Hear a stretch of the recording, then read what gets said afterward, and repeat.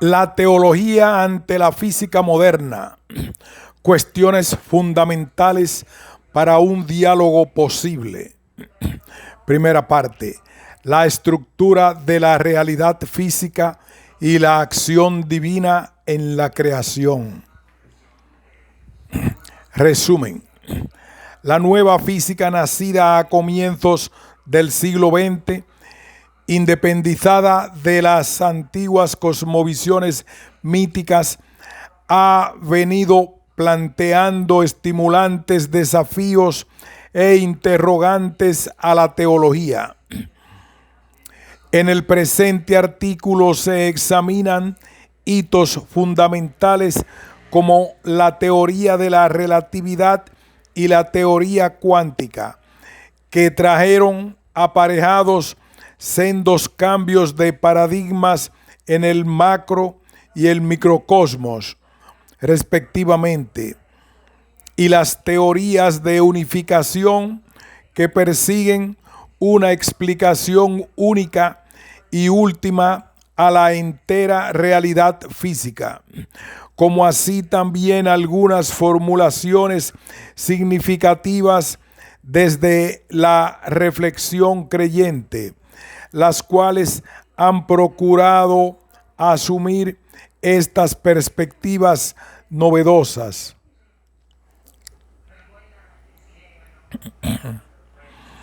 Introducción.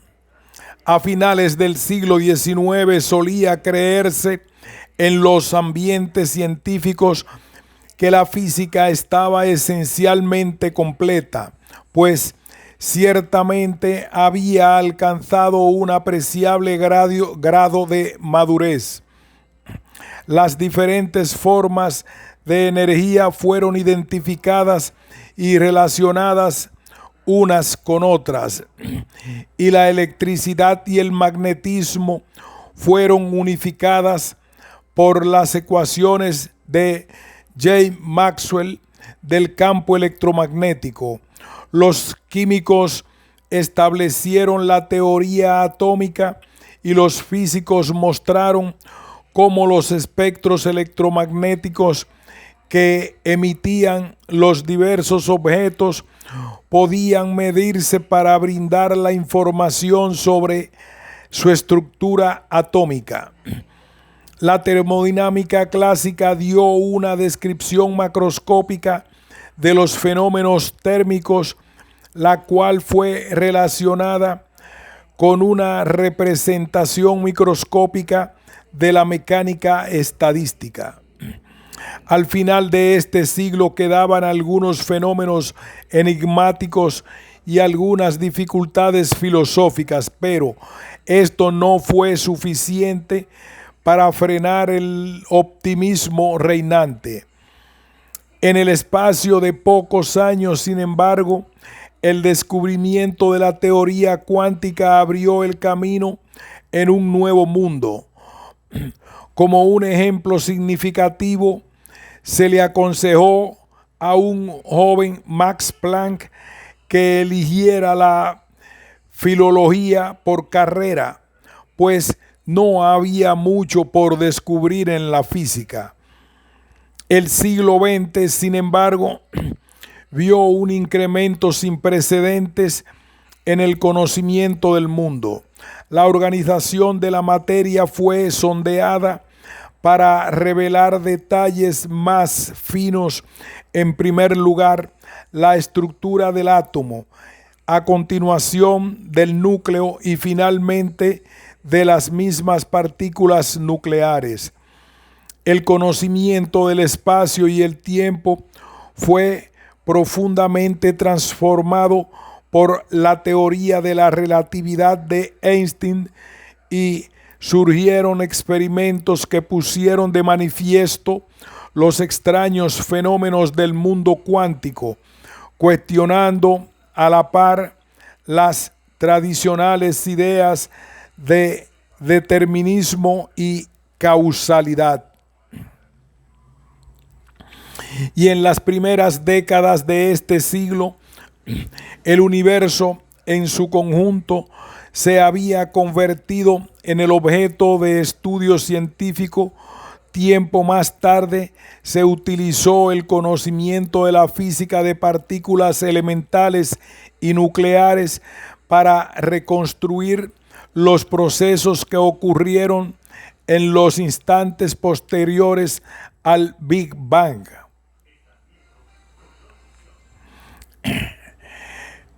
En el presente artículo encararemos la cuestión de cómo la nueva física nacida a comienzos del siglo XX ha planteado estimulantes desafíos a la teología y de qué modo varios pensadores creyentes, al tiempo que asimilaban los recientes conocimientos, han elaborado algunos intentos de respuesta.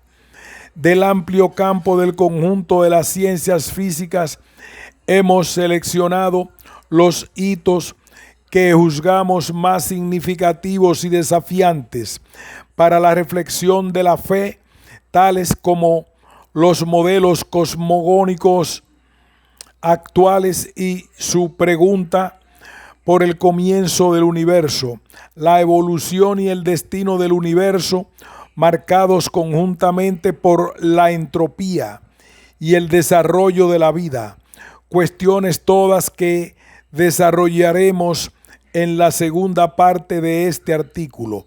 La teoría de la relatividad y la teoría cuántica, con sus cambios de paradigmas del macro y del microcosmos respectivamente, y las teorías de unificación que procuran brindar una explicación única y última de la entera realidad física. La estructura de la realidad física y la acción divina en la creación. La teoría de la relatividad y la naturaleza del tiempo. Para la física clásica, el espacio y el tiempo tenían un carácter absoluto y eran independientes entre sí. El espacio era como un receptáculo vacío en el que a cada objeto le correspondía una localización precisa. El tiempo transcurría de manera uniforme y universal, idéntico para todos los observadores.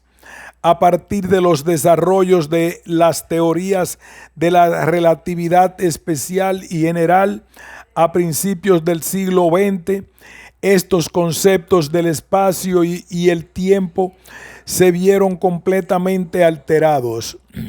Se comprendió que estas magnitudes no son absolutas ni pueden ser consideradas independientemente de la masa-energía que contienen en sí.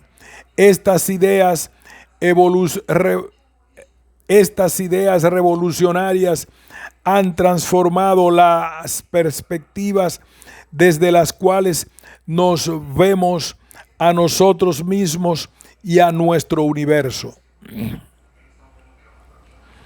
La cosmología ha empleado las teorías de la relatividad especial y general como modelos primordiales para proporcionar su marco general de espacio-tiempo y que incluye eventos tales como el Big Bang, la evolución cósmica y la estructura jerárquica de las estrellas, cúmulos de estrellas, galaxias y cúmulos de galaxias. También se explica por su intermedio los agujeros negros, las estrellas de neutrones, los cuásares, etc. Son asimismo la clave para entender la expansión acelerada del universo, con la realidad de la materia y la energía oscura. Por último, se las considera para el desarrollo de las teorías de cuerdas y de la gran unificación. Cada uno de los grandes hallazgos de la ciencia durante el siglo XX es como una pieza de un rompecabezas gigantesco y complejo que proporciona una perspectiva integral de la realidad que no se podría haber previsto sobre la base de las piezas individuales consideradas por separado. Tal es el impacto de esta gradual comprensión de la naturaleza que el influjo ha rebasado el ámbito específicamente científico. En efecto, se ha terminado alterando conjuntamente nuestras ideas sobre el mundo y su interacción con nosotros, e incluso ha hecho repensar la acción de Dios sobre el cosmos. La teoría de la relatividad especial. En 1905, a la edad de 26 años, Albert Einstein escribió el artículo en el que propuso por primera vez la teoría especial o restringida de la relatividad, que pronto constituyó un nuevo paradigma para nuestra comprensión del espacio y el tiempo. Básicamente, esta teoría postula que las leyes de la física, incluida la velocidad de la luz, son independientes a todo sistema inercial, es decir, sistemas que se mueven a velocidad rectilínea constante o que están en reposo, a la par, en contra lo que dictaría el sentido común. Sostiene que la velocidad de la luz en el vacío se mantiene constante para cualquier observador, independientemente de su velocidad relativa. Einstein se preguntó qué transformación debería operarse para que la onda de luz se viese igual para todos los observadores, sin importar su situación respecto de ella. Así descubrió que esta invarianza de la velocidad de la luz conlleva necesariamente ciertos efectos relativistas. Para describirlo se sirvió de un desarrollo anterior conocido como la transformación de Lorentz. A velocidades cotidianas estos fenómenos no son imperceptibles, pero a velocidades cercanas a la de la luz se perciben claramente.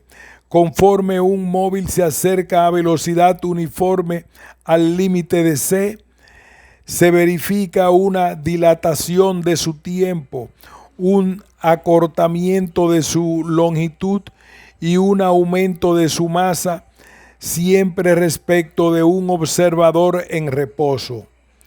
Otra de las consecuencias de la teoría de la relatividad restringida es que los sucesos que son simultáneos en un marco de referencia no siempre lo son en otro. Esto depende de la velocidad relativa entre el observador y los acontecimientos. De alguna manera, produciendo estos fenómenos relativistas, la naturaleza manifiesta un comportamiento compensador para que las leyes naturales se mantengan invariables en todo sistema inercial. La teoría de la relatividad general.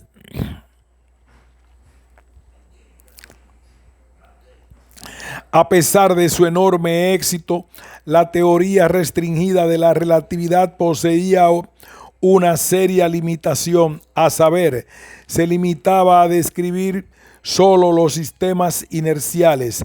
Luego de una larga investigación, Einstein propuso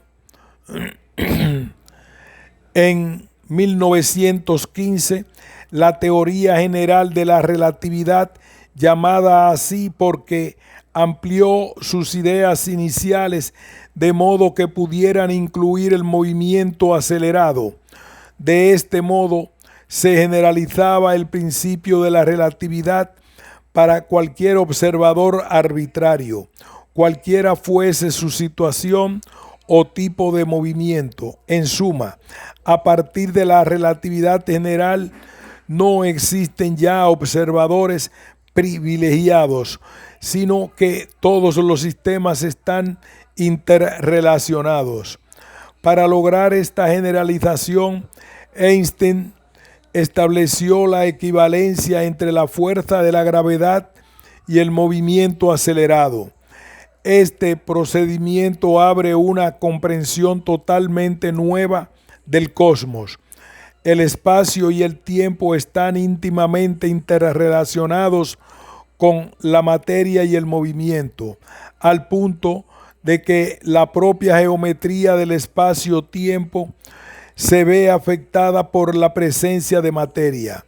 Su trama experimenta una curvatura que provoca, por ejemplo, que los planetas describan las órbitas en torno al Sol o que la luz de las estrellas curven su trayectoria al pasar cerca de él.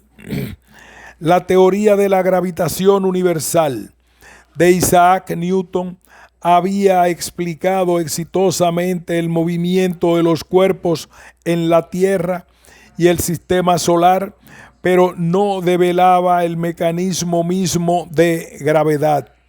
Además, se trataba de una teoría donde el tiempo transcurría de manera uniforme y universal, idéntico para todos los observadores. La longitud y la masa de un objeto dado eran considerados propiedades invariables, intrínsecas y objetivas, independientes del observador. Ahora, con la teoría general de la relatividad, el espacio y el tiempo no son más magnitudes separadas, sino que juntos conforman en su íntimo tejido una estructura espaciotemporal de 4 dimensiones que abarca la totalidad de la realidad física del cosmos. Consideraciones filosófico-teológicas. Examinemos en primer lugar 3 afirmaciones erradas que supuestamente se derivan de la teoría de la relatividad, respondiendo brevemente a cada una a renglón seguido. 1. El tiempo sería una ilusión y todos los sucesos están determinados.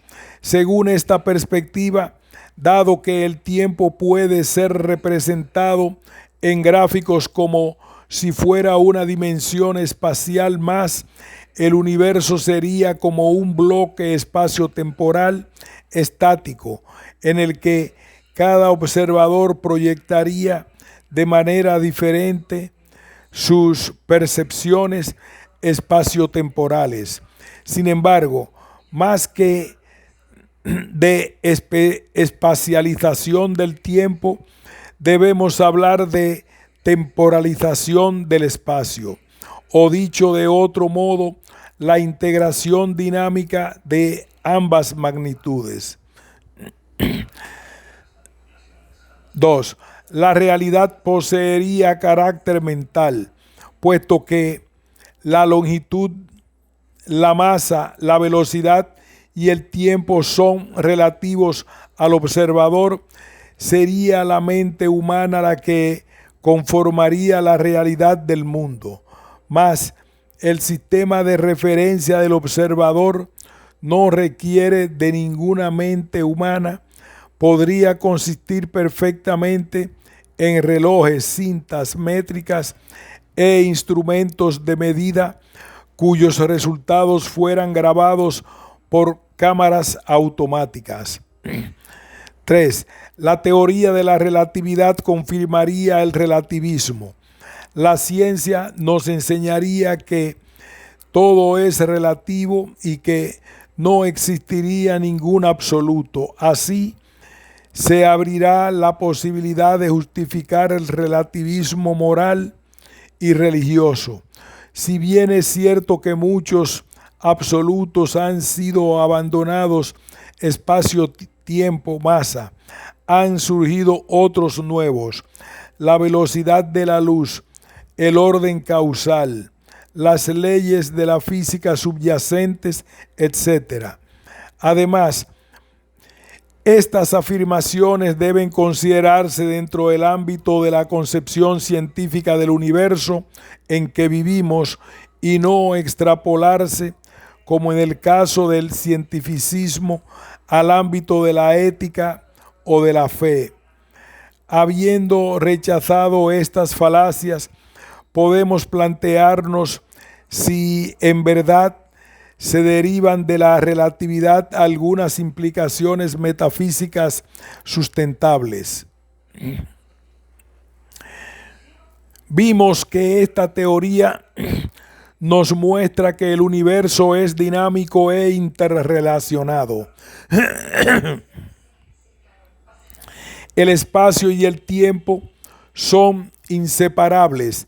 La masa es una forma de energía y entre la gravedad y la aceleración no cabe distinción alguna. Existe una interacción entre la dinámica de la materia y la forma del espacio. Una relación dialéctica entre los procesos temporales y la geometría espacial. En vez de objetos separados que se relacionan extrínsecamente unos con otros, nos encontramos con un flujo unificado de sucesos interrelacionados. A partir de esta nueva cosmovisión, parece alguna interacción con la teología. Como primera aproximación, comprobemos cómo la concepción teológica de Dios ha jugado un papel importante en las ideas tanto de Newton como de Einstein. Newton fue un creyente convencido. Para él, la invariancia del tiempo y el espacio están fundados en los propios atributos divinos de la eternidad y la omnipresencia. Declaró al respecto que Él permanece para siempre y está presente por doquier, y por existir siempre en todas partes constituye la duración y el espacio. Este ilustre científico no concebía el espacio o el tiempo como un atributo panteísta de Dios, sino como una participación creada en la inmutabilidad de la naturaleza divina. Puesto que Dios es omnipresente, debe haber un instante universal que sea absolutamente presente. Así pues, esta concepción teológica le proporcionó a Newton una base para postular la simultaneidad absoluta y el tiempo absoluto. Respecto de Einstein, su referente filosófico no era el Dios de los monoteísmos tradicionales. Creo en el Dios de Spinoza, que se revela en la ordenada armonía de lo que existe, no en un Dios que se preocupa por los destinos y acciones de los seres humanos.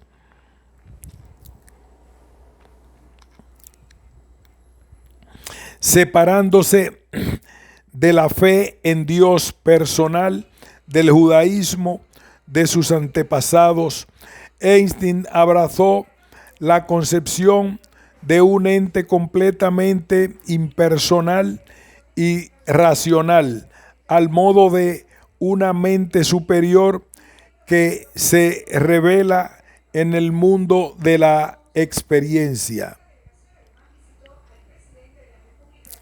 Los motivos religiosos de Einstein jugaron un papel importante en la motivación del propio trabajo científico.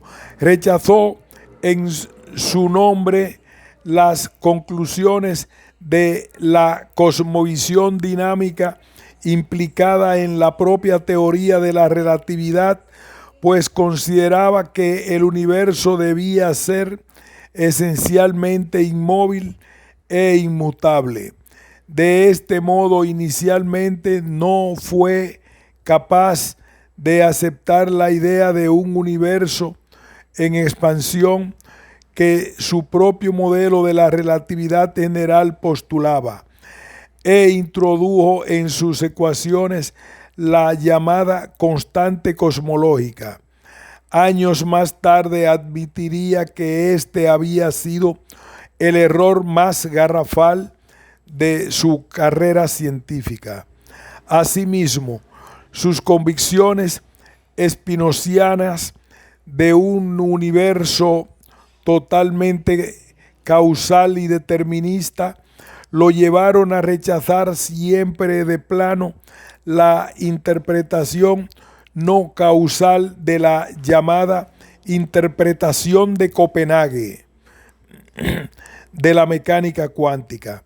Por último, motivado por su fe en la absoluta racionalidad de esta mente inmanente al cosmos, el genio alemán se empeñó en buscar durante el resto de su existencia una teoría unificada que fuera una completa descripción del mundo natural.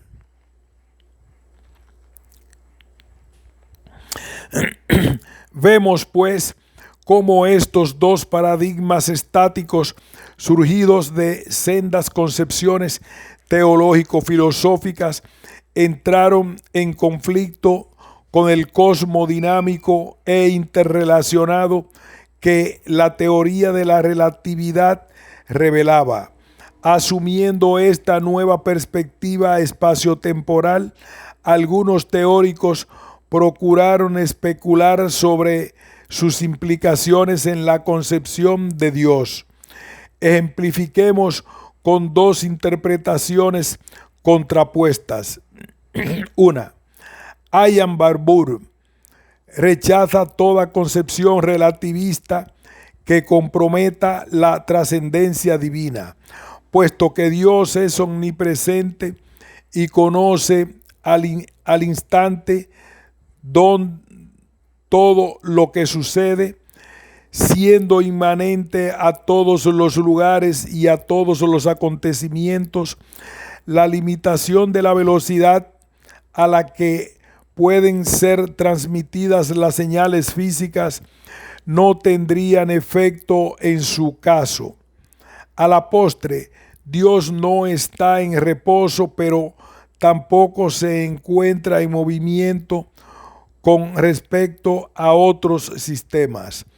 Barbour considera que Dios podría influir en los acontecimientos concretos, actuando sobre el patrón de sucesos relevante para su situación actual y para su pasado causal, el cual, por supuesto, se haya definido de manera unívoca para todos los sistemas de referencia. 2. John Wilcox presenta una visión diferente desde la teología procesual. Plantea la cuestión de cómo podría darse el conocimiento divino de un universo relativista. En este sentido sostiene, habría un momento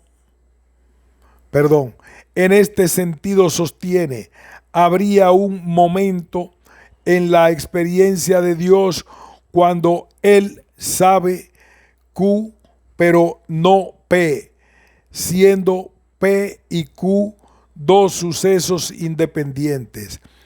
A modo de propuesta, presenta la tesis de la teología temporalista, una variedad de teología procesual como un teísmo que postula a Dios como un sujeto experimentador cuyo conocimiento está sujeto a crecimiento en la medida en que crece la realidad temporal que él conoce.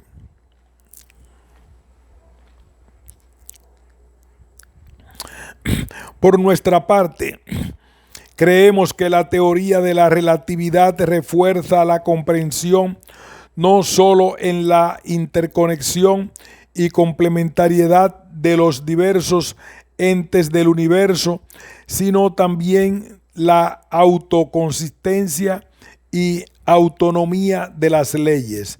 A partir de los descubrimientos einsteinianos, nos parece claro que la absolutez e inmutabilidad de Dios no son atributos que pueden ser aplicados por analogía a la creación. Inversamente, la relatividad de los marcos de referencia espaciotemporales no postula de suyo la limitación en el conocer y obrar divinos.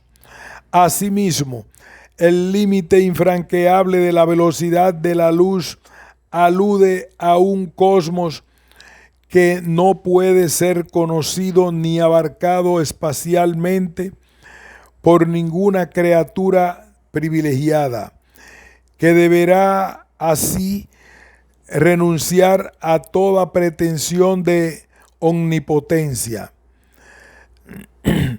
La integración del espacio y el tiempo en un continuo tetradimensional manifiesta cómo la temporalidad es un imparable de la materia creada y remite teológicamente a un Dios que quiso servirse del dinamismo de la historia para llegar a la humanidad.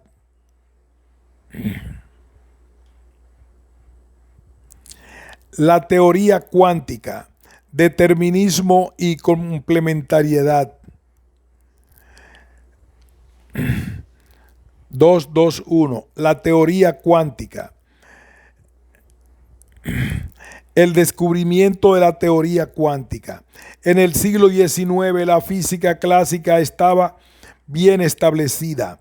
La dinámica newtoniana proporcionaba la forma de calcular el comportamiento de los cuerpos en movimiento y la teoría electromagnética de Maxwell explicaba los fenómenos eléctricos y magnéticos. En este contexto, el advenimiento de la teoría cuántica fue totalmente inesperado. A diferencia de la teoría de la relatividad especial, no se dio aquí una consecuencia natural a partir de lo ya conocido. Ante una paradoja que se verificaba en el cálculo de la energía en interior de un horno aislado, Max Planck propuso a comienzos del siglo XX la hipótesis de la cuantificación de energía. Esta no es homogéneamente continua, sino que se compone de paquetes de tamaño discreto. Es útil la siguiente analogía.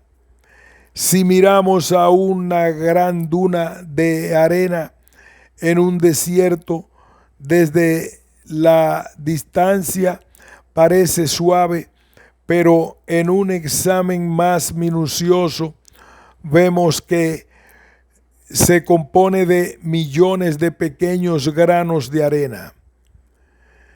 De modo similar, la energía puede parecer continua, pero una inspección más detenida nos muestra que se compone de pequeños cuantos de energía.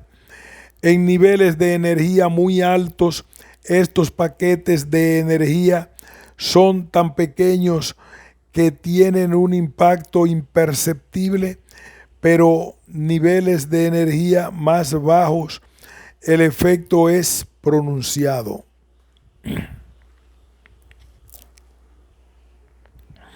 Desde el punto de vista de la física clásica, las ondas de Desde el punto de vista de la física clásica, las ondas y las partículas eran dos entidades completamente diferentes e incompatibles entre sí.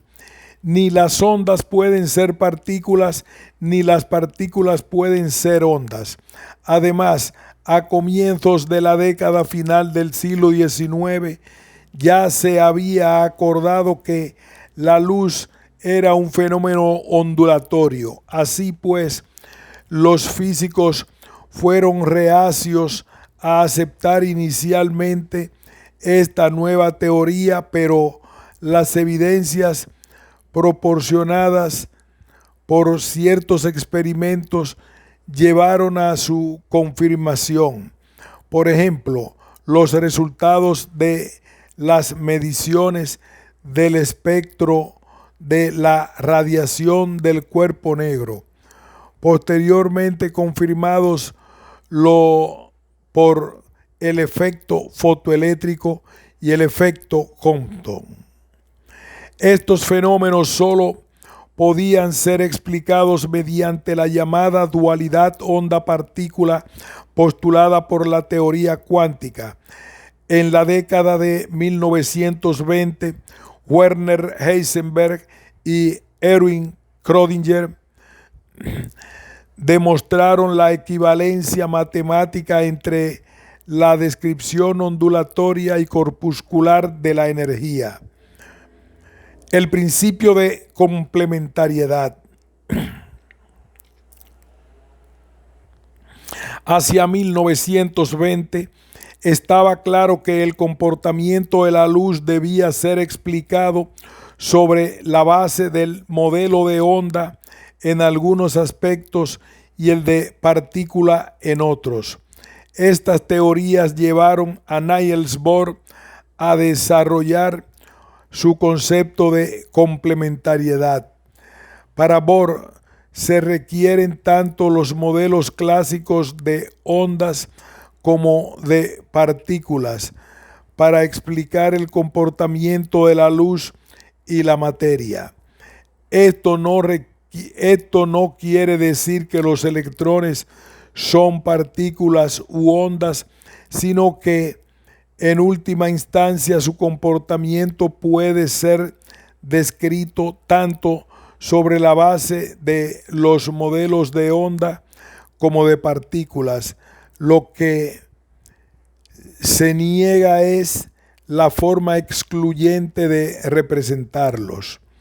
Bohr fue aún más allá en sus especulaciones, proponiendo un nuevo abordaje para comprender más profundamente las realidades microscópicas, asumiendo el escepticismo gnoseológico de Kant acerca de la imposibilidad de conocer el mundo en sí.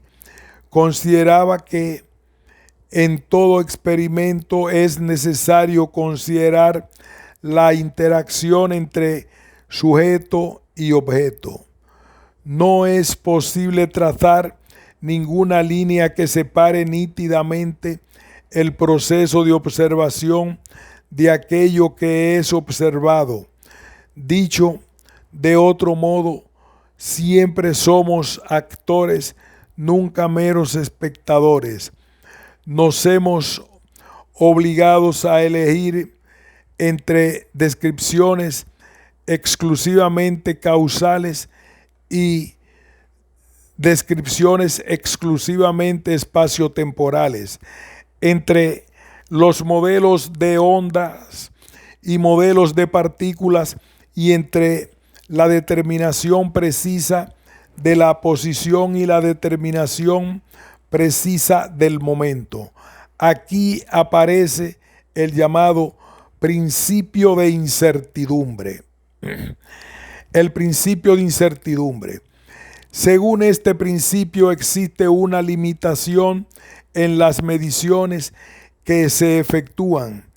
Una sola partícula y un solo cuanto de energía son suficientes para introducir ciertos cambios, aunque nos limitemos a mirar una sola cosa. la percibimos gracias a los fotones de luz que rebotan en el objeto, y eso introduce ya una perturbación. Si queremos, por ejemplo, determinar la posición de un electrón, tendríamos que hacer rebotar un cuanto de luz en él para verlo, y este fotón, al chocar, desplazará por completo al electrón. Heisenberg en 1927 logró demostrar que es imposible idear ningún método para determinar exacta y simultáneamente la posición y el momento o velocidad de un objeto. Cuanto mayor es la precisión con que determinamos la posición, menor es la del momento y viceversa. Esto implica que las partículas en movimiento no tienen asociadas una trayectoria definida, en contraste de lo postulado por la física determinista newtoniana. Así, en vez de órbitas fijas de los electrones alrededor del núcleo, hay que hablar más propiamente de zonas u ondas de probabilidad.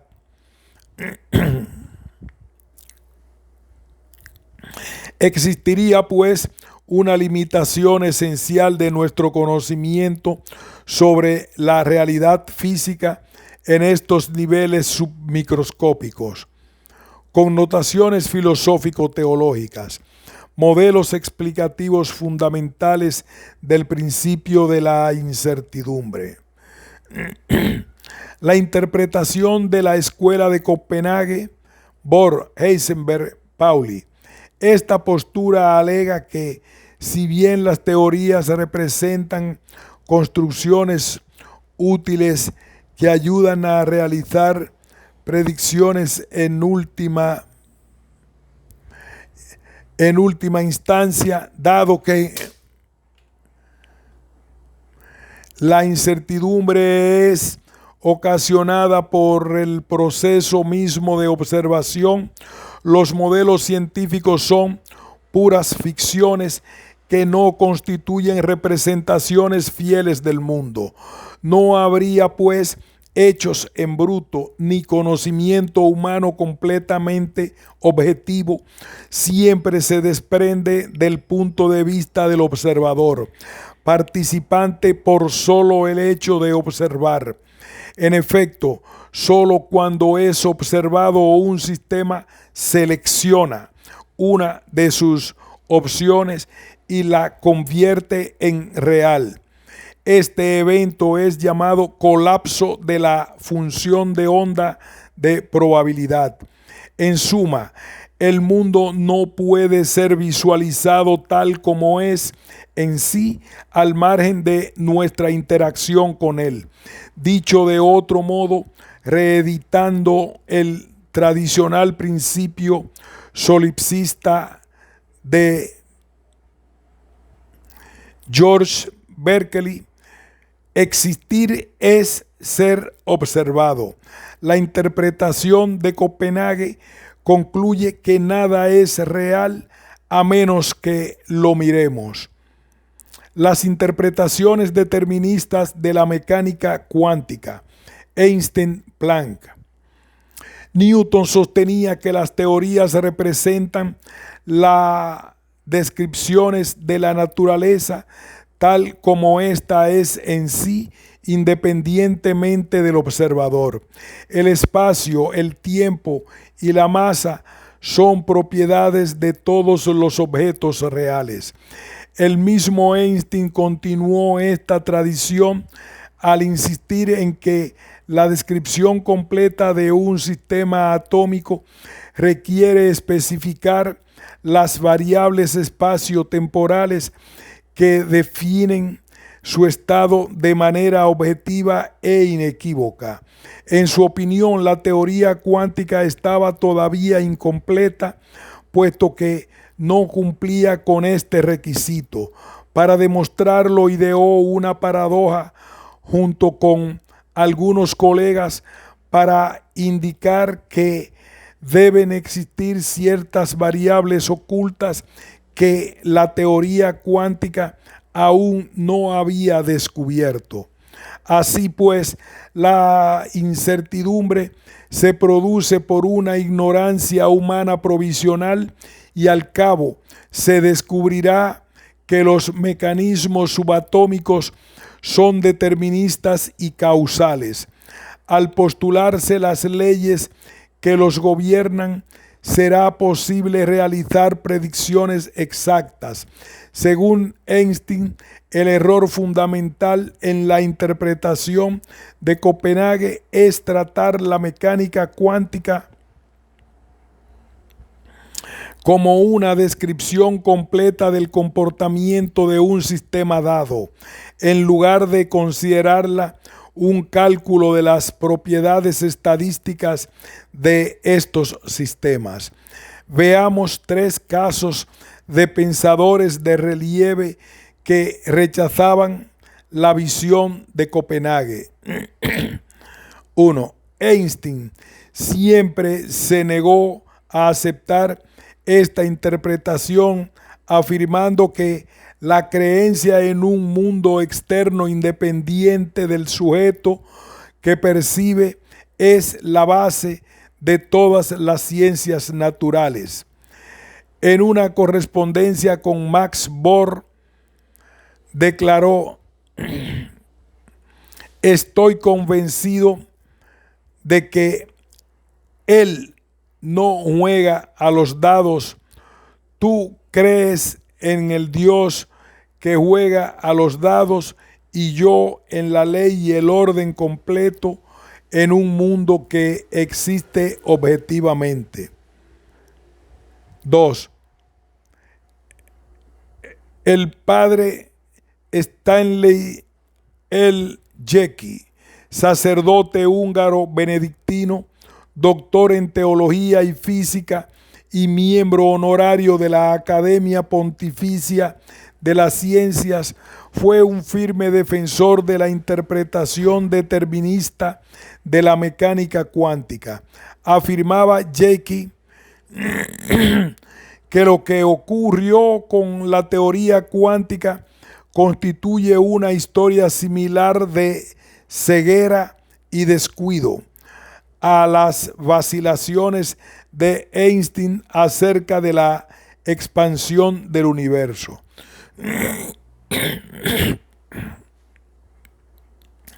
Comillas. Cuando Heisenberg derivó su principio de incertidumbre, él y otros físicos habían rechazado explícitamente la causalidad.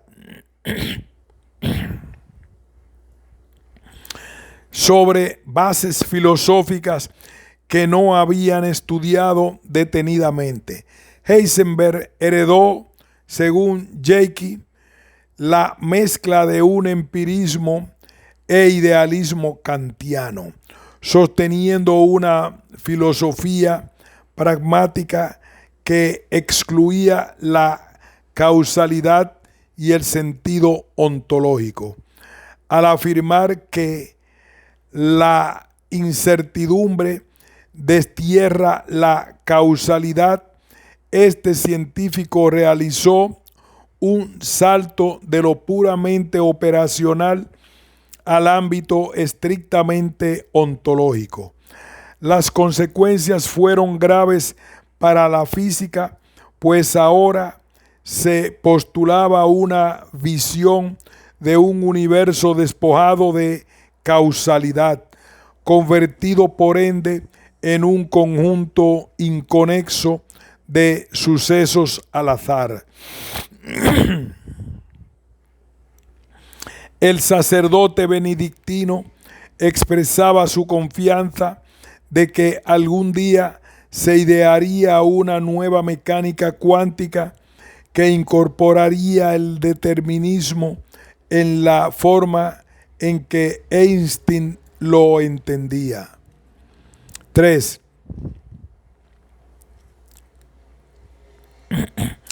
En su debate con los físicos Igor Grishak, Bogdanov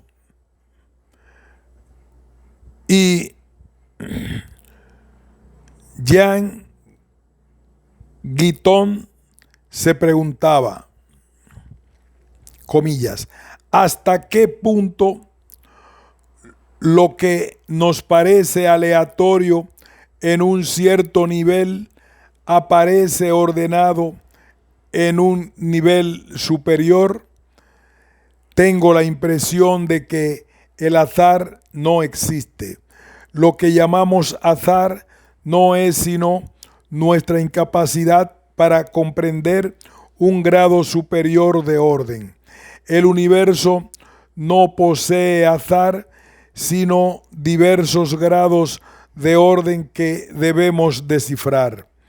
En efecto, al observar la naturaleza y las leyes que se desprenden de ella, me parece que el universo entero tiende hacia la conciencia.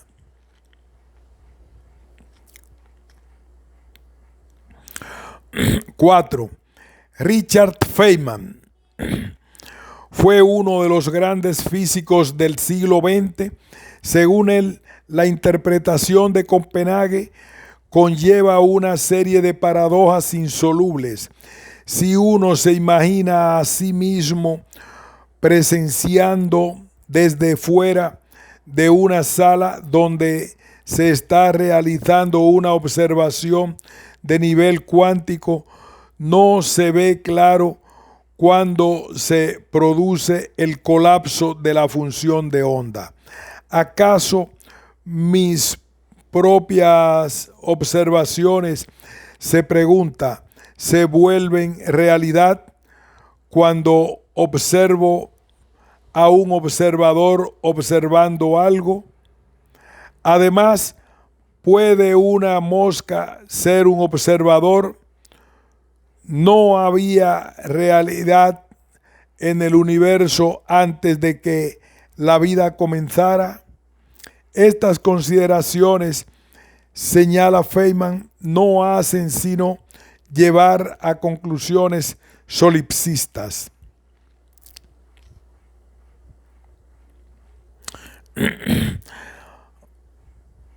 Mundos múltiples de Everett. La versión más especulativa de la indeterminación objetiva es la interpretación de los mundos múltiples, propuesta por Hugh Everett. Según él, cada vez que un sistema cuántico tiene ante sí más de un camino, se produce una división del universo en numerosos universos alternativos, cada uno de los cuales concreta una de las posibilidades latentes. Puesto los sucesos cuánticos que acontecen cada segundo son innumerables, el universo tendería a bifurcarse en una abrumadora proliferación de subuniversos. El defecto epistemológico de esta teoría es que no parece ser contrastable o no falsable, según el lenguaje de Karl Popper, pues no tenemos acceso a los universos en los que se realizan las potencialidades que han quedado sin actualizar en el nuestro y por lo tanto permanecen incognoscibles. La paradoja del gato de Schrödinger. Vimos cómo las diversas perspectivas filosóficas condicionan la postura ante el indeterminismo cuántico. Se puede ilustrar una variedad de enfoques mediante el experimento mental llamado popularmente el gato de Schrödinger, que pretende resaltar la paradoja filosófica implicada en la mecánica cuántica. El físico austríaco Erwin Schrödinger imaginó un gato encerrado en una caja sellada opaca, la cual contiene un frasco de veneno que se puede romper con un martillo disparado por la desintegración de un núcleo radiactivo, puesto que el momento de la desintegración es desconocido.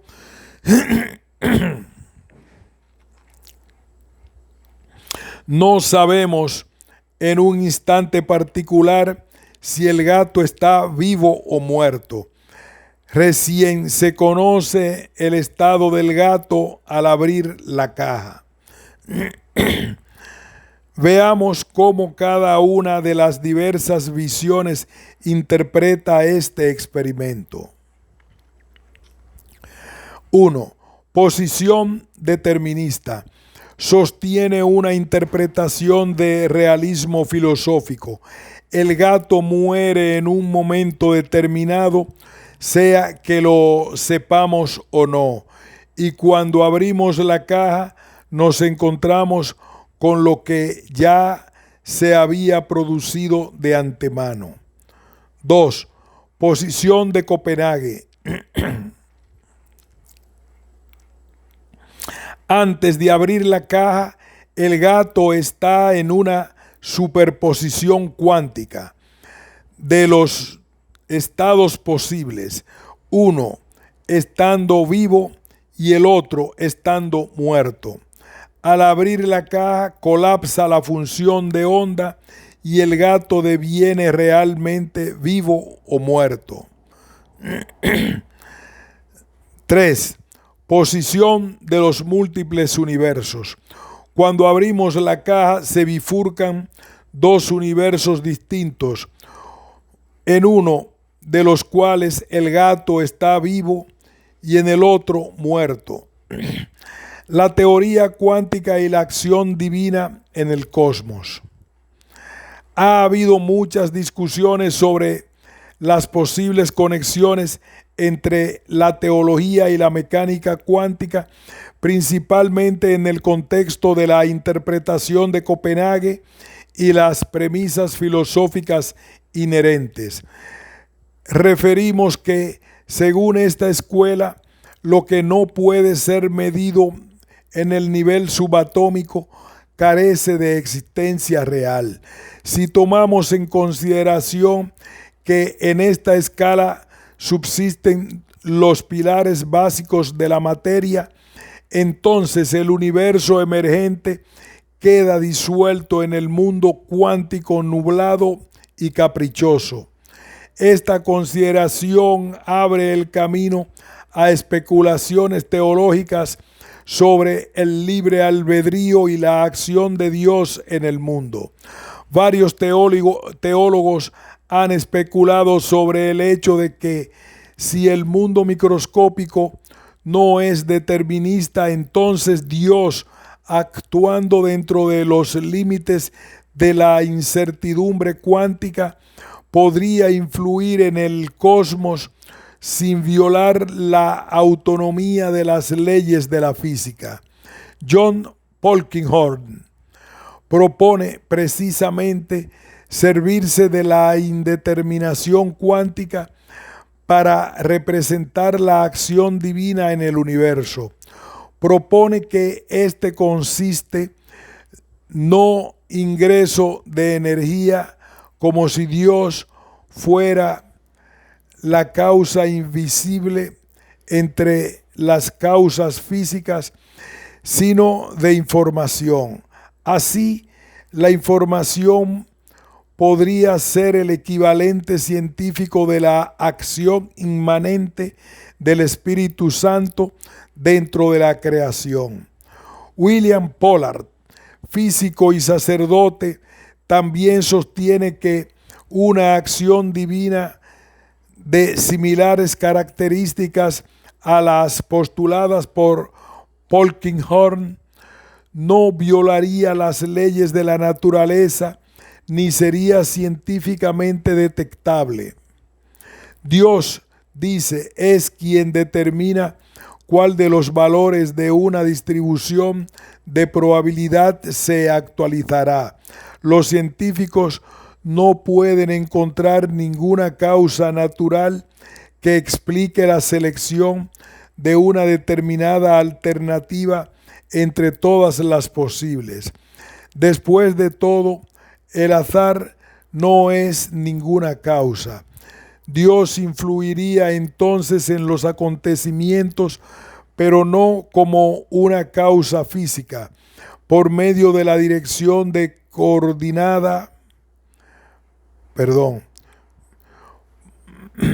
por medio de la dirección coordinada de muchos átomos, Dios podría gobernar providencialmente todos los acontecimientos. De este modo, es Él y no el observador humano quien provocaría el colapso de la función de onda. Dios sería así la más profunda variable oculta de carácter no local.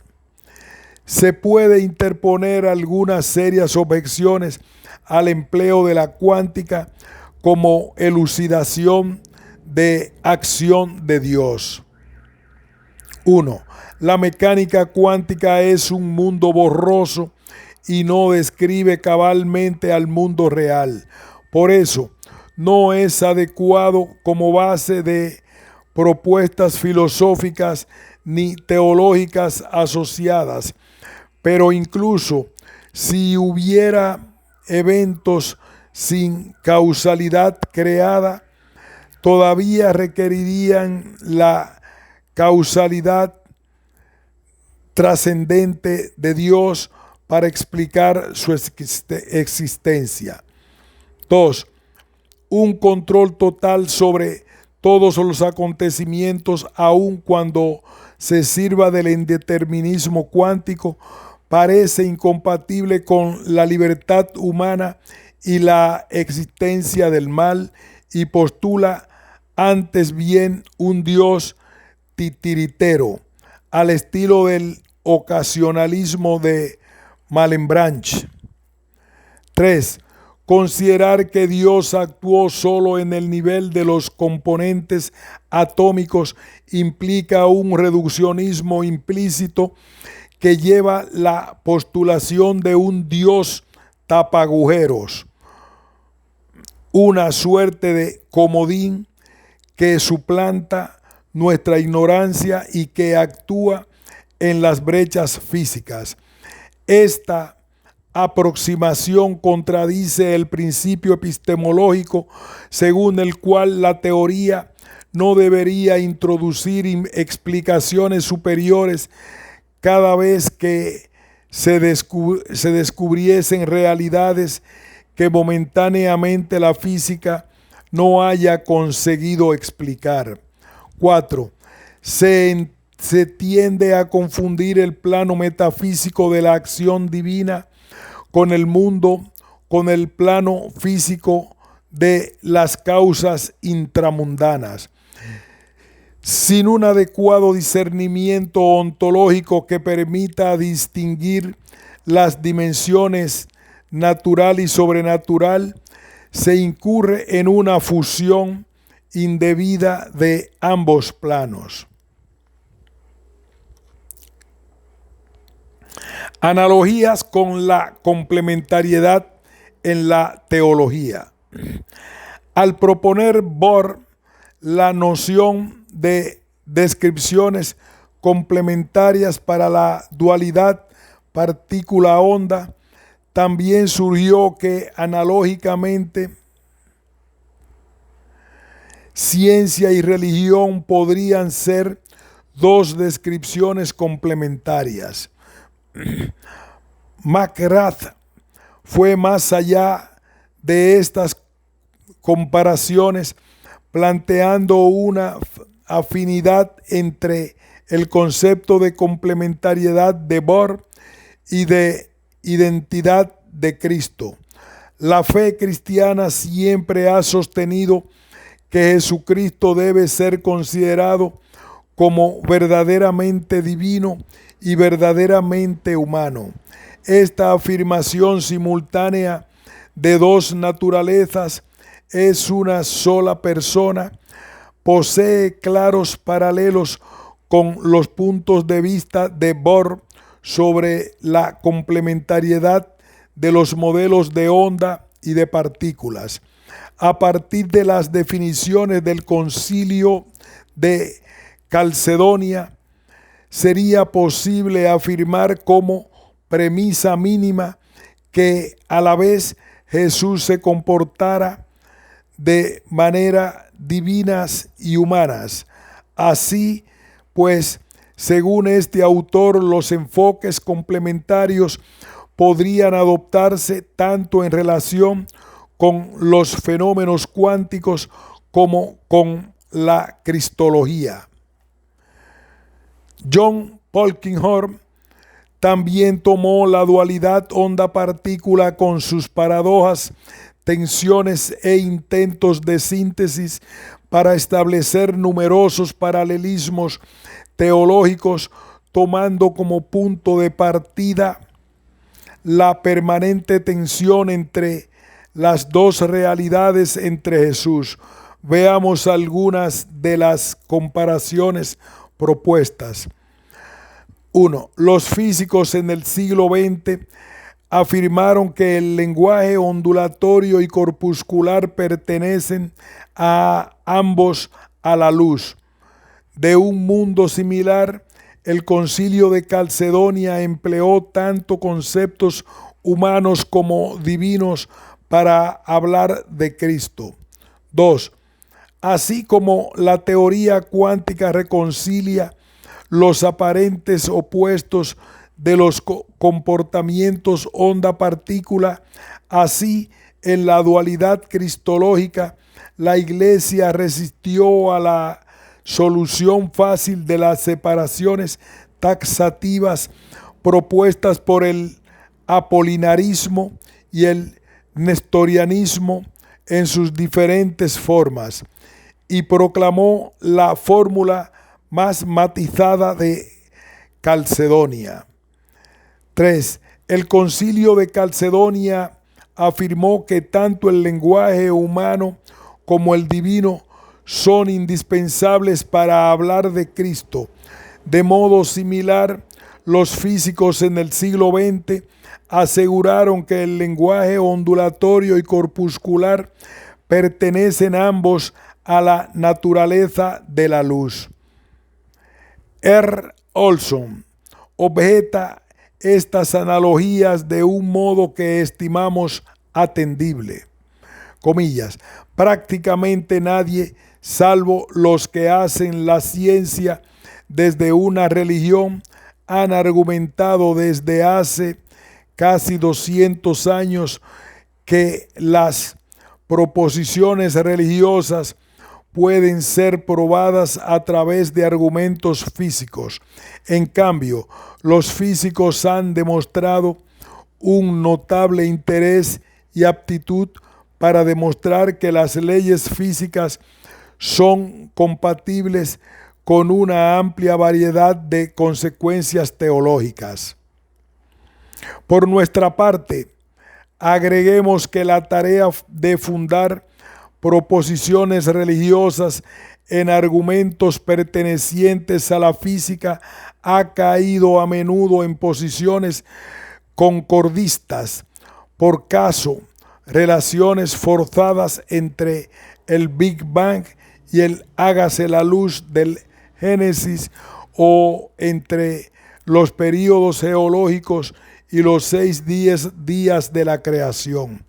Parece más respetuoso con la epistemología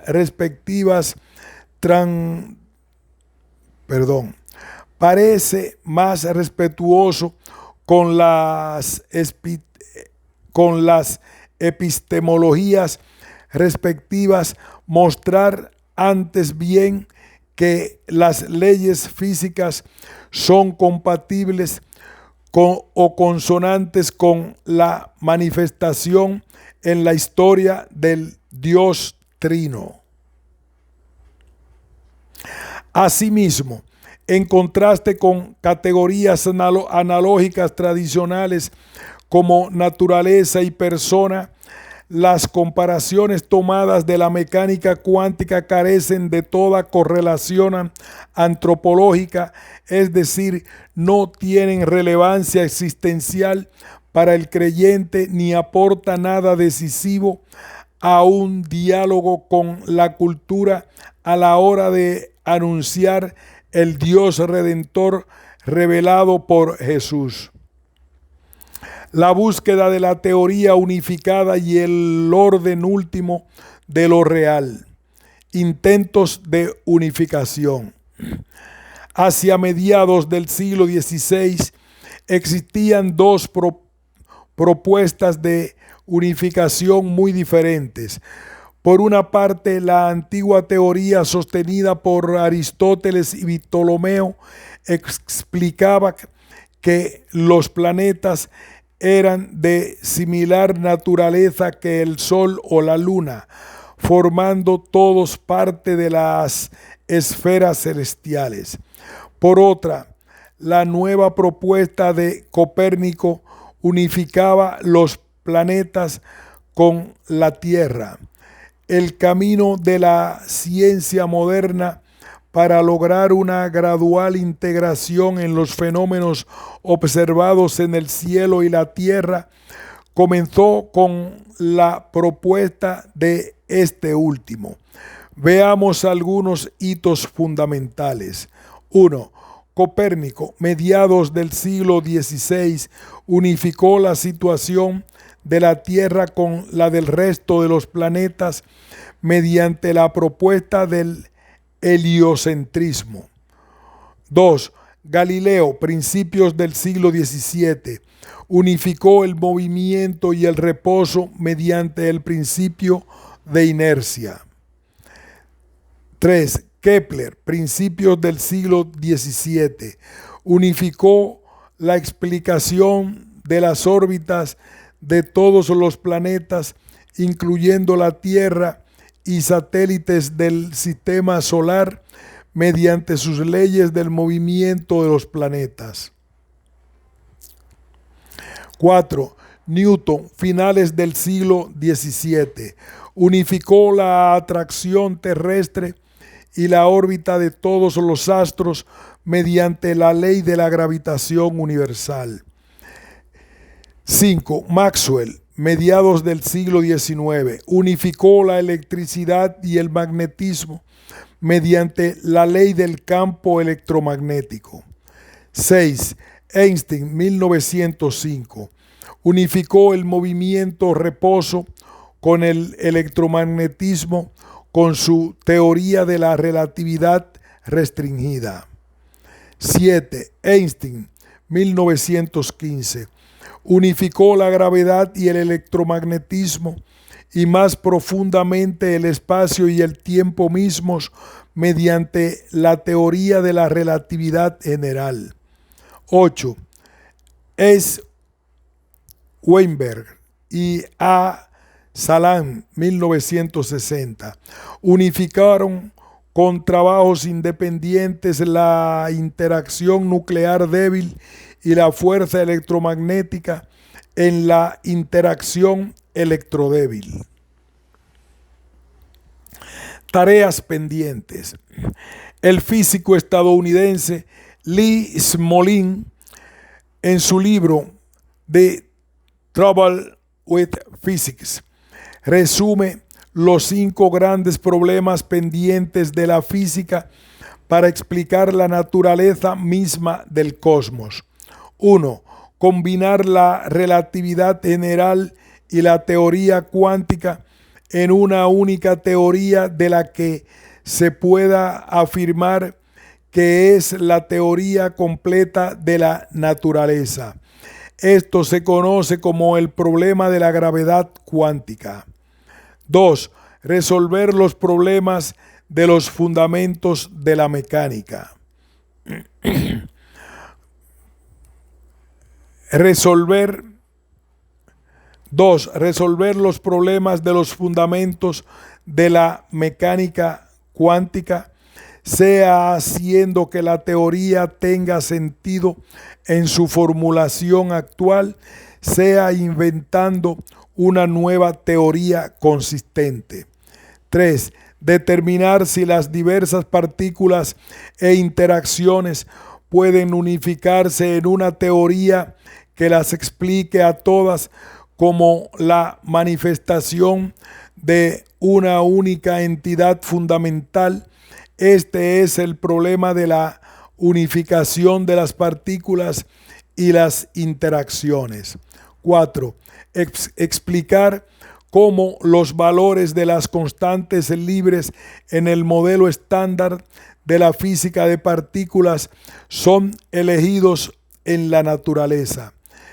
5. Explicar la materia oscura y la energía oscura, o en caso de no existir, determinar en qué modo o por qué la gravedad se modifica a grandes escalas.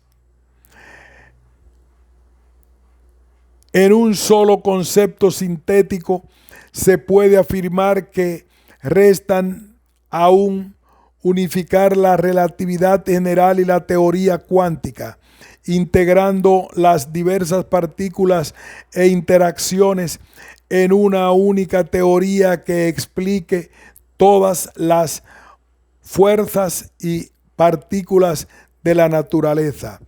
Cualquier teoría que afirme ser una teoría fundamental de la realidad física debe poder responder a estas cuestiones. La búsqueda de la teoría de unificación.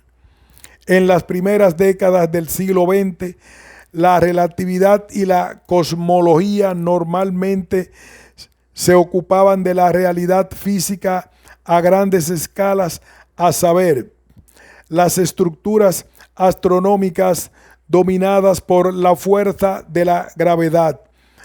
En cambio, la física cuántica y la teoría fundamental de las partículas y campos se centraban en la realidad física a escalas microscópicas y submicroscópicas.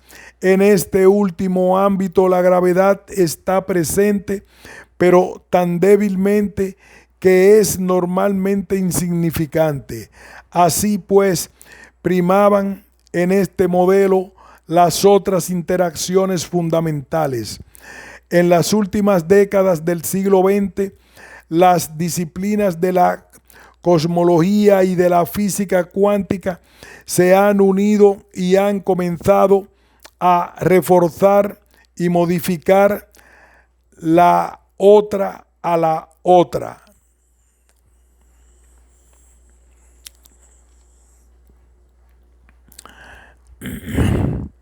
Las condiciones físicas del universo temprano, a partir de una singularidad inicial de temperatura y densidad infinitas, sugirió la posibilidad de una unificación de ambos ámbitos, postulando modelos de gravedad cuántica. Estas formulaciones parecen surgir una relación oculta entre la gravedad y el resto de las fuerzas fundamentales. Estas formulaciones parecen sugerir una relación oculta entre la gravedad y el resto de las fuerzas fundamentales. Existe actualmente una búsqueda intensa y fascinante de una teoría unificada de toda la física, esto es, un modelo único que describa y explique las cuatro fuerzas fundamentales, incluida la gravedad, su relación entre sí y que sea válida para todas las condiciones, incluso en las iniciales del Big Bang. También debe incluir las partículas que transportan estas fuerzas, los bosones, las partículas que están sujetos a ellas, los fermiones, y el espacio-tiempo en el que las interacciones se producen. Esta teoría postula que en las altas energías de las primeras etapas del Big Bang, la física era simétrica, pero a medida que el universo se enfrió por debajo del umbral de temperatura de 10 a las 32 grados Kelvin, esta simetría se rompió, quedando solo una cierta simetría residual. Si se pudiese especificar la naturaleza de esta simetría inicial, podría también explicarse cómo estas fuerzas se dividieron al caer la temperatura del universo por debajo del umbral de temperatura referido. A partir de estos datos, los físicos confían que podría formularse una teoría que pudiese explicar la totalidad de los fenómenos físicos del cosmos. Esta elusiva teoría ha sido bautizada como teoría del todo y se la abrevia comúnmente como TOE, Theory of Everything, o Good Grand Unification Theory. El candidato favorito actual es la teoría de supercuerdas, propuesta inicialmente en 1968 por Gabriel Veneciano y luego de numerosos debates y vacilaciones, relanzada en 1995 por Edward Whiten. Básicamente, esta teoría explica que todas las partículas y campos serían solo vibraciones de unas hipotéticas cuerdas hiperdelgadas que se moverían en un espacio de mayor cantidad de dimensiones espaciales que las tres que percibimos.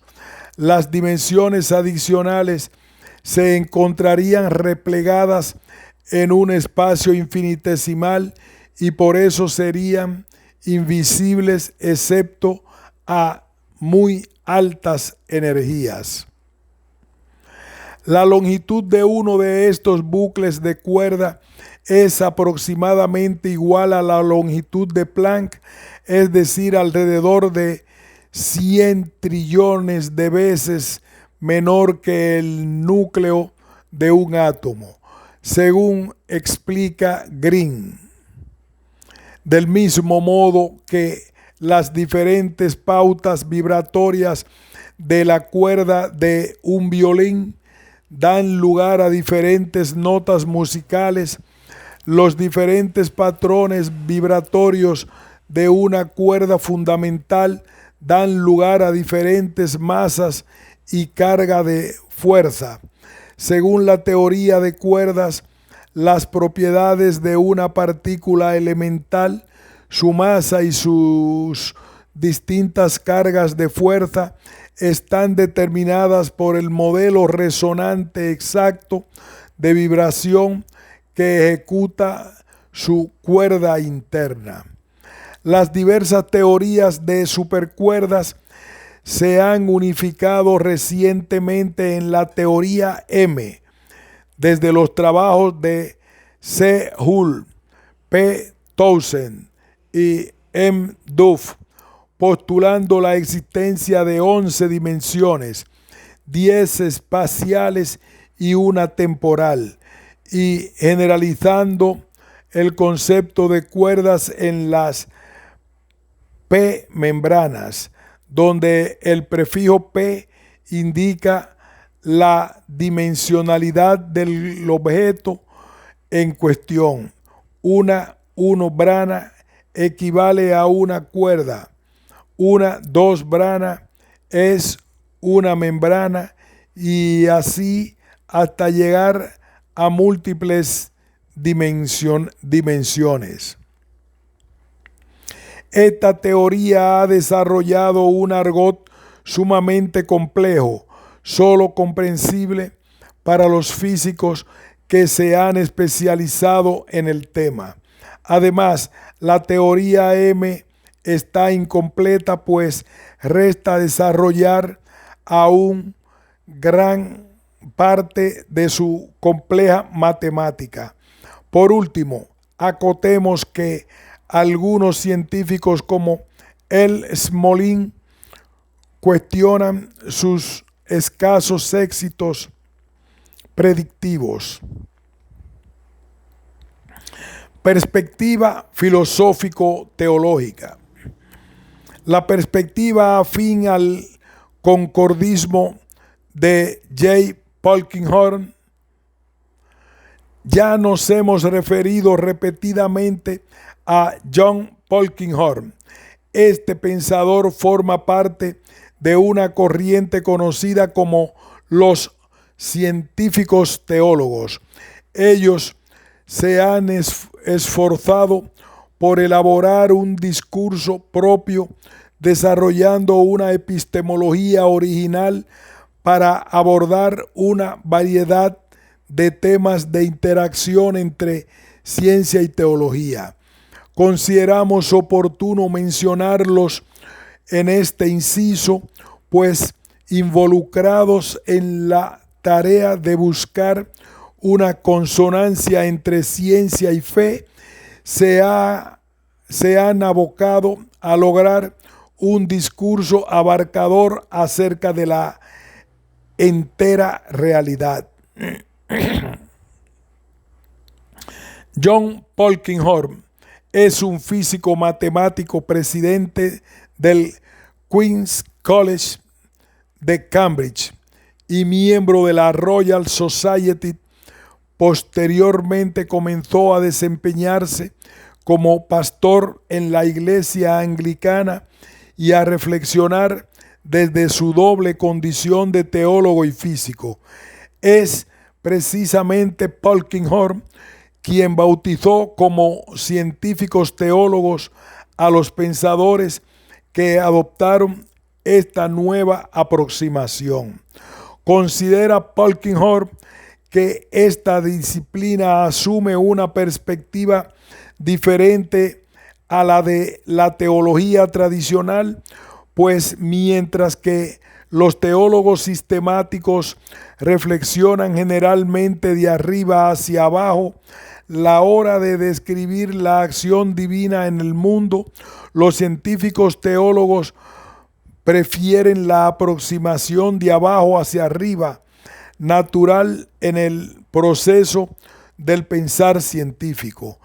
El mismo ha sido reconocido como un destacado representante de esta corriente al haber elaborado una estimulante alternativa a la escatología física.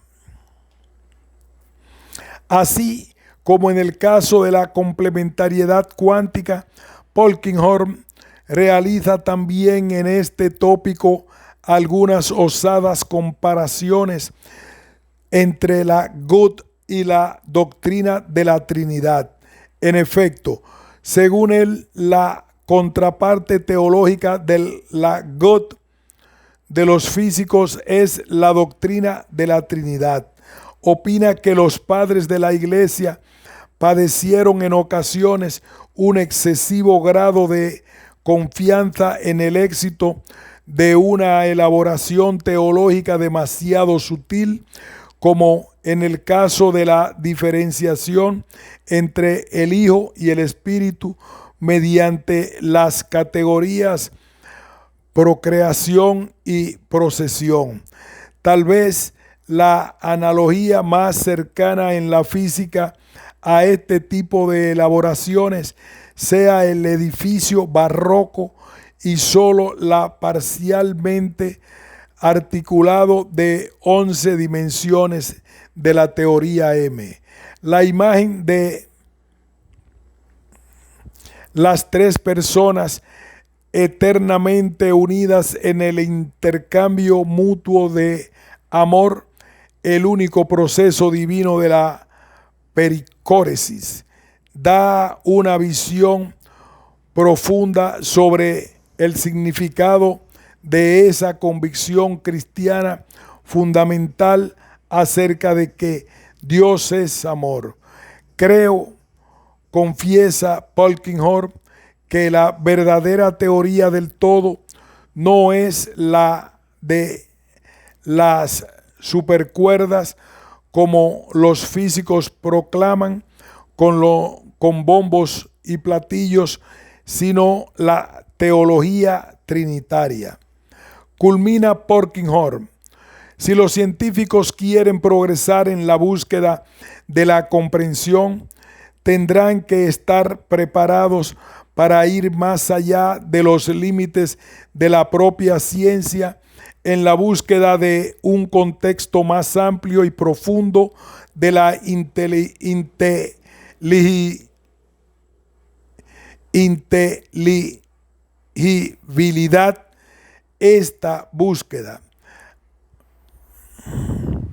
si los científicos quieren progresar en la búsqueda de la comprensión, tendrán que estar preparados para ir más allá de los límites de la propia ciencia en la búsqueda de un contexto más amplio y profundo de la inteligibilidad. Esta búsqueda, si se persigue con mente abierta, desembocará en la cuestión del logos, la persecución para establecer unas relaciones de parentesco entre ciencia y teología. Repite enfáticamente nuestro científico teólogo, encontrará su comprensión más profunda en el sentido de la verdadera teoría del todo, lo que es la teología trinitaria. En otros apartados de este artículo efectuamos algunas observaciones críticas a la teología de Polkinghorne. Creemos que él y otros científicos teólogos exhiben el indudable mérito de haber procurado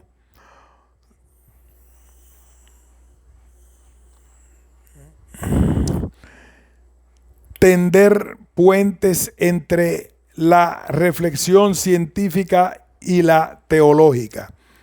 Para encarar tal tarea, y este es el aspecto novedoso, han partido de sus propios saberes científicos.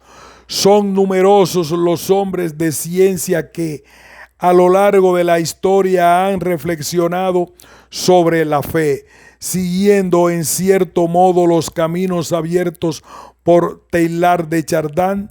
Ellos han intentado esta empresa en tanto que científicos formados teológicamente, recurriendo a métodos y paradigmas tomados de sus propias disciplinas positivas. Como todo camino novedoso, estos intentos presentan no pocas objeciones e incertidumbres. Para resumir las objeciones expresadas anteriormente, digamos que desde el punto de vista epistemológico, Polkinghorne manifiesta una cierta tendencia a equiparar planos esencialmente diversos mediante un discurso donde se combinan un tanto indistintamente los lenguajes científico y teológico. Este reparo metodológico se extiende al ámbito teológico. Polkinghorne incurre no pocas veces en una fusión de planos entre la causa primera y las causas mundanas, tornando problemático el resguardo tanto de la autonomía de lo creado como de la gratuidad y soberanía divinas. Frank Tipler y la escatología física. La corriente de la escatología física se propone reflexionar sobre el destino a largo plazo del hombre y su proyección tecnológica hacia una realización escatológica. Sus representantes han imaginado escenarios altamente especulativos donde siempre se incluye la cuestión de la supervivencia de la inteligencia como fruto por excelencia de la evolución humana. A menudo elaboran sus meditaciones pretendiendo unificar ciencia y teología en un solo discurso mediante la subordinación del primero al segundo. Podemos también aquí citar como un antecedente paradigmático el pensamiento de Pierre Teilhard de Chardin, especialmente en lo que refiere a sus meditaciones sobre el punto omega. No obstante, sus reflexiones han sido tomadas con frecuencia por los escatólogos físicos para elucubraciones mucho más arriesgadas, ajenas a las intuiciones del genial sabio francés. Veamos el caso específico de Frank Tipler, profesor de física y matemáticas norteamericano del Instituto Max Planck de Física y Astrofísica de Múnich. A diferencia de sus colegas que han meditado más filosóficamente sobre la escatología física, Tipler ha incursionado en terrenos, si cupiera, aún más rigurosos. Él ha empujado los límites más lejos que cualquiera de sus camaradas, al punto de referirse a sus propias tesis como una teología. Gran parte de su obra es un acabado ejemplo de esta absorción de las categorías de la fe por parte de la ciencia tal como él la concibe. Ya en último capítulo de Anthropic Cosmological Principle, el autor junto a John Barrow presenta la nueva disciplina de la escatología física. Califica a los seres inteligentes y en general a todos los organismos vivos como un tipo de computadoras y por lo tanto sujetos a las limitaciones impuestas a las computadoras por las leyes de la física. La parte fundamental de una computadora no es su hardware, sino su software. En el caso del ser humano, estos representan respectivamente el cuerpo humano y los datos almacenados en su ADN y células nerviosas.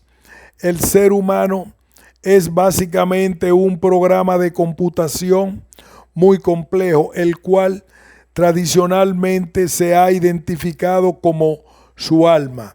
Concebido así al hombre, Tipler especula que éste podría llegar a existir eternamente siempre que diesen las condiciones adecuadas para continuar indefinidamente el procesamiento de información.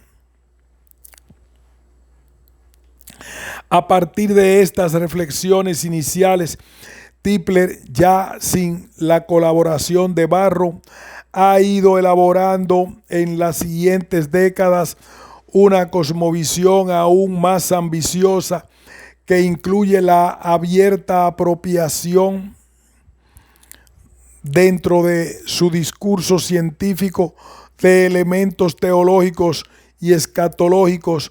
El científico norteamericano opta explícitamente por pronunciarse en favor del pronóstico de un final cosmológico cerrado, garantía de la supervivencia indefinida y la consiguiente identificación de este instante con el punto omega, concepto que, como ya habíamos aludido, transpuso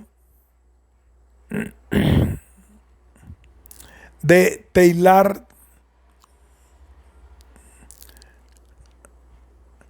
en sus posteriores elaboraciones. Él dotará a este punto de atributos divinos y más aún lo identificará con Dios mismo.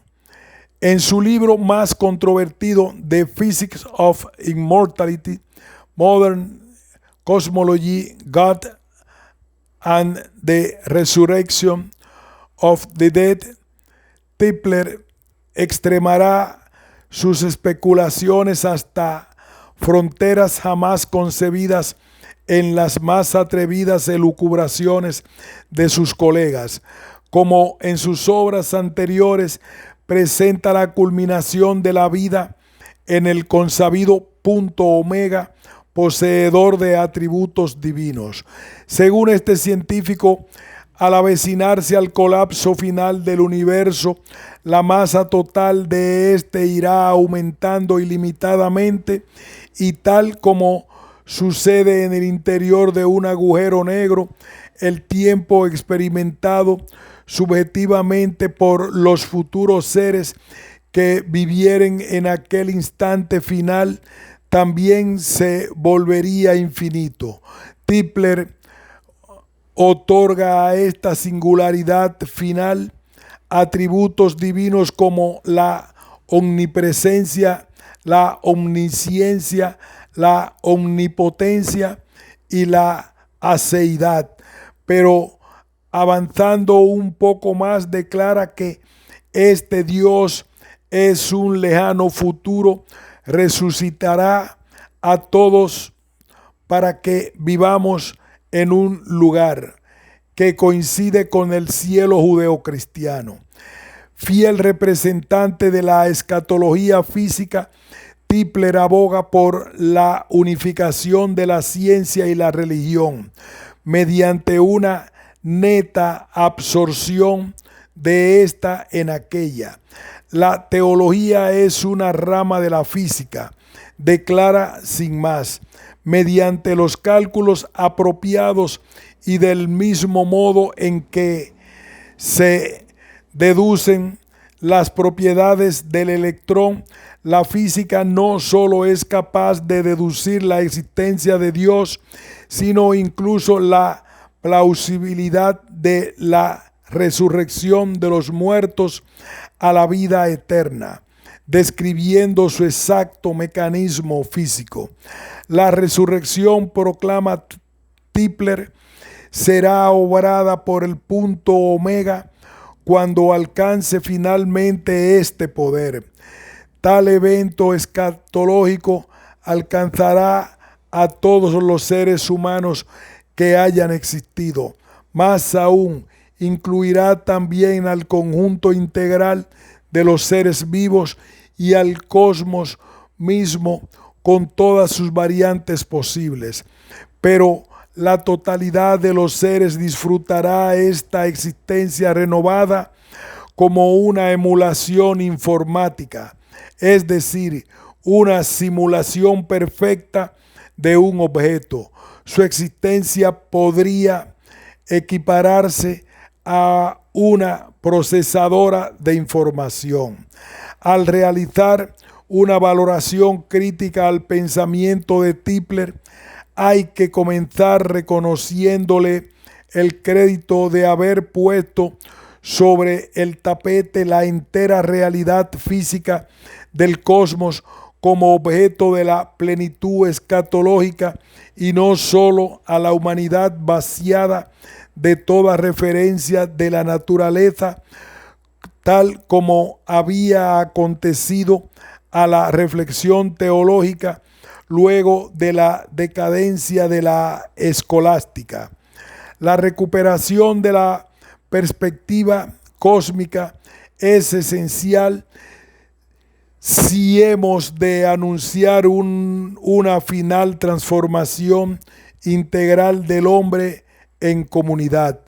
Sin perjuicio de esta admisión, la cantidad de objeciones se muestra abrumadoramente mayor.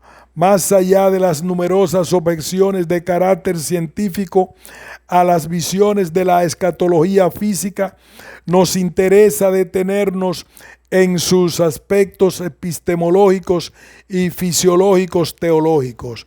En primera instancia, la teología posee su propio dominio, irreductible a meros epifenómenos detectables en el ámbito de lo verificable y medible. Por eso, no puede rebajársela a una variedad de una disciplina radicalmente diversa como la física. En la raíz de sus empeños, Tipler intenta cuantificar lo inmensurable y someter lo indisponible. El modelo resultante es, pues, tremendamente reduccionista.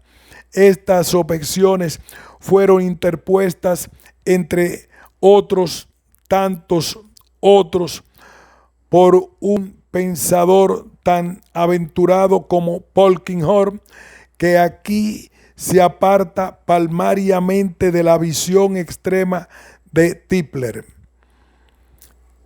Desde su peculiar perspectiva, Tipler equipara la existencia humana con un simple procesamiento de información. Los seres humanos son computadoras de carne, cuya relación entre cuerpo y alma es comparable con una interacción accidental entre hardware y software. Esta visión antropológica exhibe un marcado dualismo cartesiano que termina por menospreciar gravemente la dignidad de lo corporal como espacio de manifestación y canal de expresión del espíritu humano. Tipler manifiesta igualmente una convicción pseudo-religiosa desde un discurso que poco tiene que ver con las ciencias positivas. Afirma la necesidad de la supervivencia y aún la eclosión escatológica de toda forma de vida gracias a una apoteosis informática. El físico norteamericano pretende no solo una operación epistemológica cuestionable, sino más radicalmente el reemplazo de la fe por complicados teoremas físico-matemáticos con los que arribar a la certeza de una esperanza última. En el proyecto de Tipler, la ciencia es la única capaz de proveer consuelo ante la pérdida de un ser querido. La física moderna le asegura al creyente en un lenguaje pseudoevangélico: ten paz, pues tanto tú como los otros volverán a vivir. Pues a la postre, el punto omega nos ama. Se trata de un proceso anónimo e inmanente, lejos de la meta de la esperanza cristiana. Tal como el mismo Polkinghorne señala, no puede equipararse el Padre de Jesucristo a una supercomputadora cósmica, ni la vida eterna a realidad virtual simulada. En la segunda parte de este artículo concluiremos este recorrido reflexionando acerca de la interacción entre la teología de la creación y las modernas teorías cosmológicas y ensayando un balance conclusivo. Fin de esta parte. Claudio Bollini.